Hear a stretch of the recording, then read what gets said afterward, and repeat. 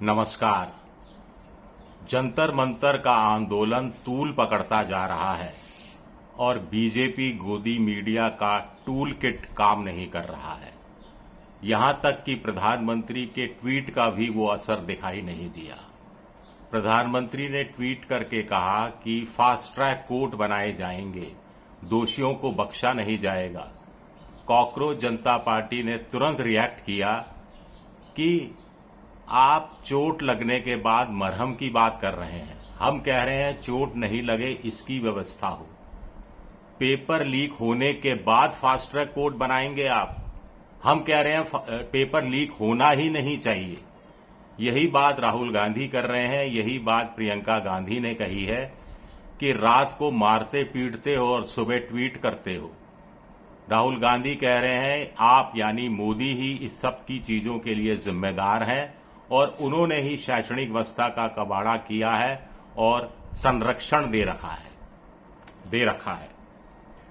बात एक नीट के पेपर की नहीं है, बात एक मंत्री के इस्तीफे की भी नहीं है। बात लाखों करोड़ उस जनजी की है जिसे अच्छे स्कूल चाहिए, अच्छे कॉलेज चाहिए, अच्छी यूनिवर्सिटी चाहिए, जिसे आगे बढ़ने के मौके चाहिए, जो चाहता है कि उसे अच्छे स्कूल, अच्छे कॉलेज, अच्छी यूनिवर्सिटी में दाखिला मिले और पास होने के बाद अच्छी नौकरी मिले। इसके लिए वो भरपूर मेहनत 24/7 मेहनत करने के लिए तैयार है। इसके लिए उसके परिवार के लोग पैसा खर्चने को तैयार हैं, महंगा कोचिंग इंस्टीट्यूट हो या प्राइवेट ट्यूटर रखना हो, आदि आदि। एक इंटरेस्टिंग बात यह है कि ये जो आंदोलन है ये पीड़ित, वंचित, शोषितों का नहीं है। मूल रूप से पीड़ित, वंचितों, शोषितों का नहीं है। आसान शब्दों में कहा जाए SC, ST, OBC का नहीं है। ये आंदोलन गैर कोटा वाले बच्चों का भी ज्यादा लगता है अभी तक देखते हुए। ये आंदोलन उस मिडिल क्लास का है जो SC, ST, OBC के मुकाबले जो संख्या बल में कम है। ये आंदोलन उस मिडिल क्लास का है जो मोदी पर आमतौर पर भरोसा ज्यादा करता रहा है, मोदी की इस पार्टी को आमतौर पर वोट देता रहा है। और यहीं बीजेपी गच्चा खा गई। चाणक्य भूल कर बैठे, मोदी इस अनरिजर्व्ड युवा की नफ्स पहचानने में गलती कर बैठे। तो लगा क्या था? ऐसा लगता है कि मोदी शाह को लगा डिलिमिटेशन बिल पास करा लेते हैं, 2/3 बहुमत का जुगाड़ कर ही लेते हैं, पार्टियां तोड़ ताड़ देते हैं, डिलिमिटेशन हो जाएगा, अपने हिसाब से करीब 200 सीटें पुनर्गठित कर दी जाएंगी, मुस्लिम बहुल सीटों की काट छांट कर दी जाएगी, फिर 200-250 महिलाओं के लिए सीटें आरक्षित हो जाएंगी।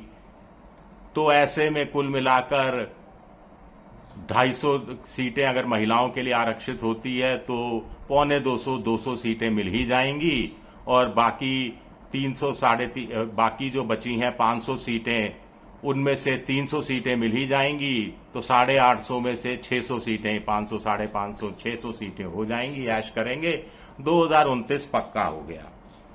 इनको शायद ये लगा कि विधानसभा चुनाव में तो चुनाव आयोग है ही, SIR है ही, ED, CBI, इनकम टैक्स है ही, पिटा हुआ बिखरा हुआ विपक्ष है ही, तो चिंता किस बात की।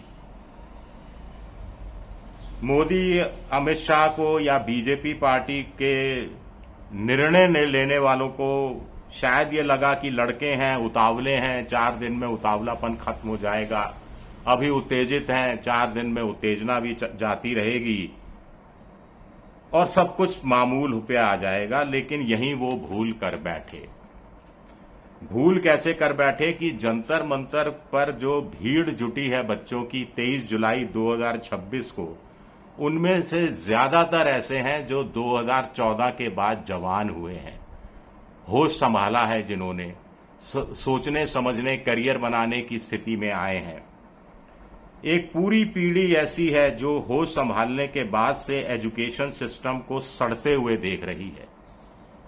वो देख रही है कि मोदी सरकार धारा 370, 3 तलाक, राम मंदिर के एजेंडा को आगे बढ़ाती रही वो देख रही है कि मोदी सरकार यूनिवर्सल सिविल कोड यूसीसी और हिंदू राष्ट्र को बनाने की दिशा में आगे चल रही है, लेकिन एजुकेशन सिस्टम के सुधार के नाम पर ढेला नहीं किया गया है।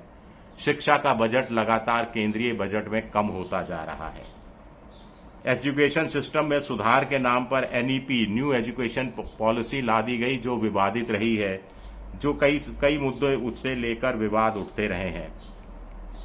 इस पीढ़ी को शायद लगा कि 2024 के लोकसभा चुनाव में अब की बार 400 पार का नारा देने वाली जो पार्टी चुनाव जीतने के बाद देश में 400 कॉलेज, 400 अच्छे स्कूल, बोर्डिंग वाले, 400 अच्छी यूनिवर्सिटी, 400 अच्छे कोचिंग ये टेक्निकल इंस्टीट्यूट, कुल मिलाकर 400 तो खोल ही देगी।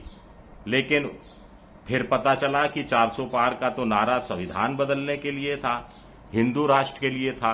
इन बच्चों के हाथ तो कुछ लग नहीं रहा था, बच्चों का तो कोई भला हो नहीं रहा था। तो ये पीढ़ी अब पूरी तरह से हताश, निराश, परेशान, हैरान, नाउम्मीद हो चुकी है और अब नहीं तो कभी नहीं के संकल्प के साथ जंतर मंतर पर उतरी है। क्या ऐसी पीढ़ी को नजरअंदाज किया जा सकता है या किया जाना चाहिए? क्या ऐसी पीढ़ी को मार पीट कर भगाया जा सकता है या भगाया जाना चाहिए? क्या ऐसी पीढ़ी में फूट डालने की कोशिश करना क्या घातक नहीं होगा? क्या ऐसी पीढ़ी को देशद्रोही या पाकिस्तानी एजेंट बताना और भी ज्यादा घातक नहीं होगा? ट्रेजेडी यह है कि इस पीढ़ी को आप रेवड़ियां बांटकर संतुष्ट नहीं कर सकते।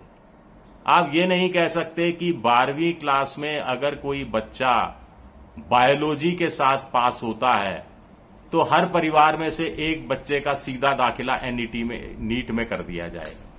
आप ये नहीं करते कि 12वीं क्लास में फिजिक्स, केमिस्ट्री, मैथमेटिक्स के साथ नीट के लिए फिजिक्स, केमिस्ट्री, बायोलॉजी और इंजीनियरिंग के लिए फिजिक्स, केमिस्ट्री, मैथ्स के साथ कोई लड़का पास होता है 12वीं में, तो हर परिवार में से ऐसा कोई एक लड़का या लड़की, दोनों, हर जगह लड़का लड़की, उसको सीधा किसी इंजीनियरिंग कॉलेज में एडमिशन मिल जाएगा। ये तो आप घोषणा कर नहीं सकते, ये तो हो नहीं सकता।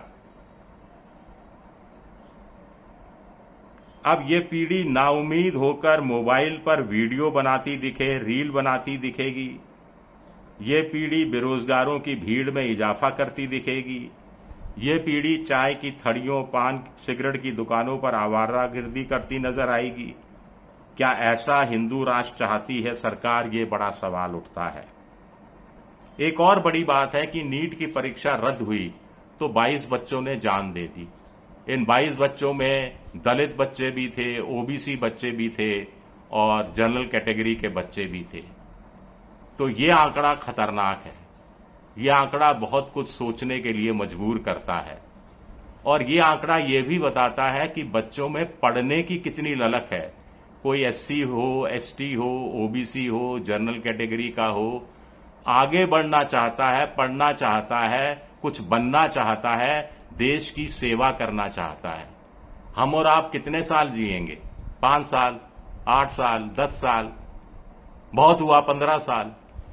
लेकिन ये जो 18, 19, 20 साल के बच्चे जंतर मंतर पर मौजूद हैं, ये तो 50, 60 साल और जिएंगे और पूरी ऊर्जा है इनमें इस समय।